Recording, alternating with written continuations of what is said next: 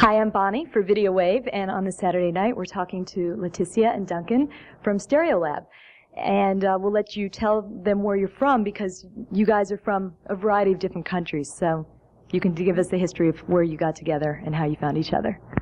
We all live in London, for one thing. But I come from France, from Paris.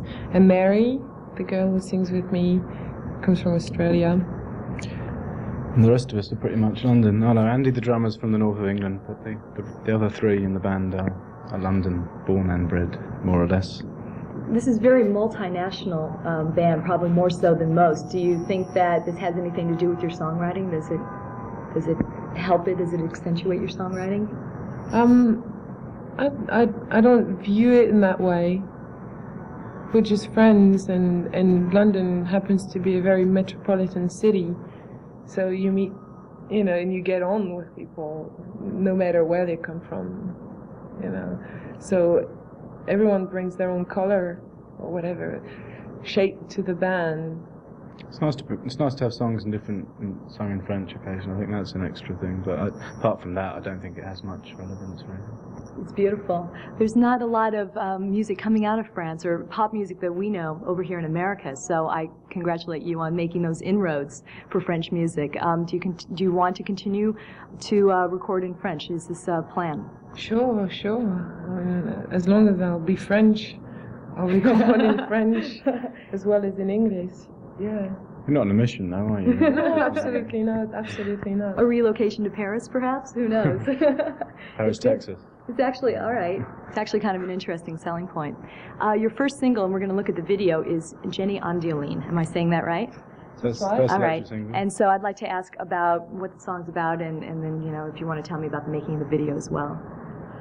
The song, from a lyrical point of view, is about the Weimar years and how... in Germany? In Germany, in the 30s, well, after the Second World War, onwards until Hitler had power. And I'm sort of making a parallel that stops at the fact that we're living in a world that's becoming more and more right-wing, more and more militarized. And I'm saying, don't give up, basically. And there are ways of still being creative with all the tensions in which we live. There are ways of fighting and being creative, just like the art movement was, the Impressionism, and what's his name? I'm getting a block. It's all right. You'll be coming to it. Kurt Weill. What's that? Brecht. Yeah. People like that. Right. Who are politically active, but through their art. So this is a suggestion that we open up and try to do this, and I think your music definitely suggests the same, as you're taking a lot of different elements and putting them together. All right. Well, let's look at this video, and then we're going to ask about how it was made and about the video medium. All right? Okay. So again, Lætitia and Duncan from Stereolab, and this is Video Wave, and you have to watch this video, Jenny on Violin.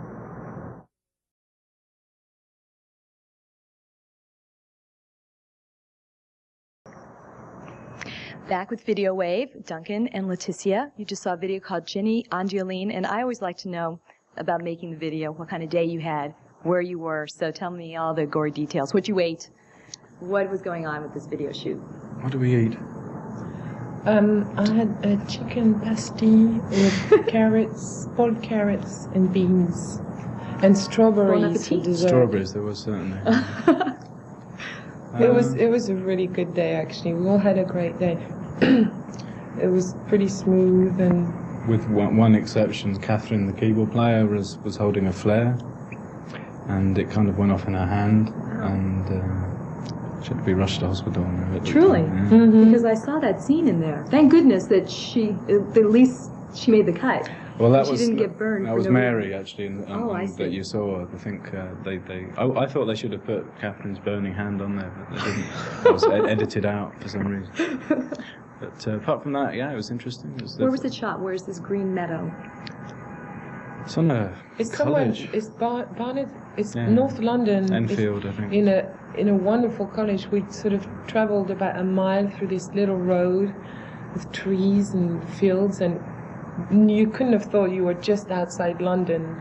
And then we got to this sort of domain that's a university, arts college, whatever, and wonderful building overlooking a field and a river, and it was really magic. And we ended up shooting in a crappy old field, that belongs to nobody. So it looks great. The colors are really nice in this, as I'm sure you just saw.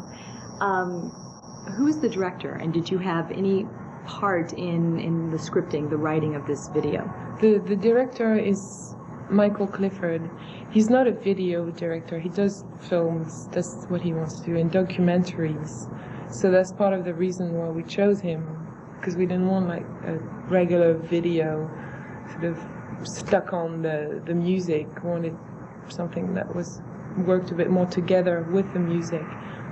And we did plan it with him. We talked about it, and make it stick to the content of the lyrics, and that's why it's got this authority figure with the thing, that shouts things, right.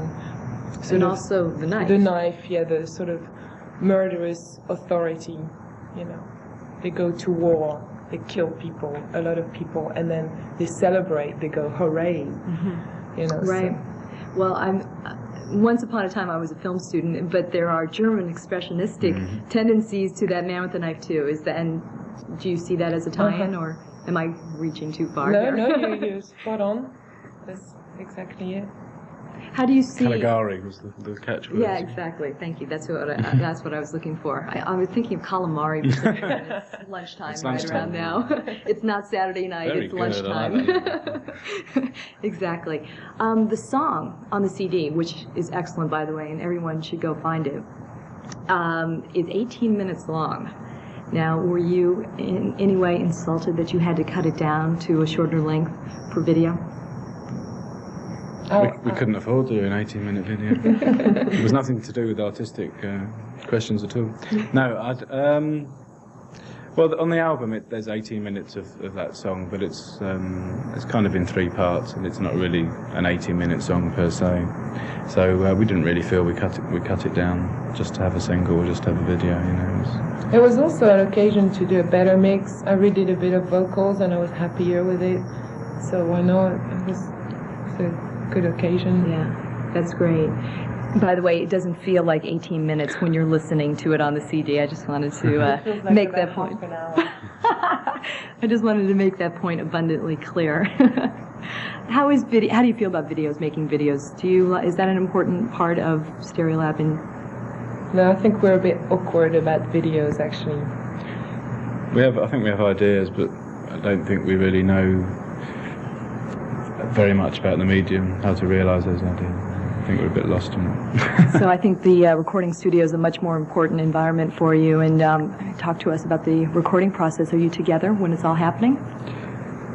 Largely, yeah. Tim writes the songs. Very often we don't know very much about how we're going to do them when we go in, so it's quite exciting. Things develop. That's great. It's a good way to work.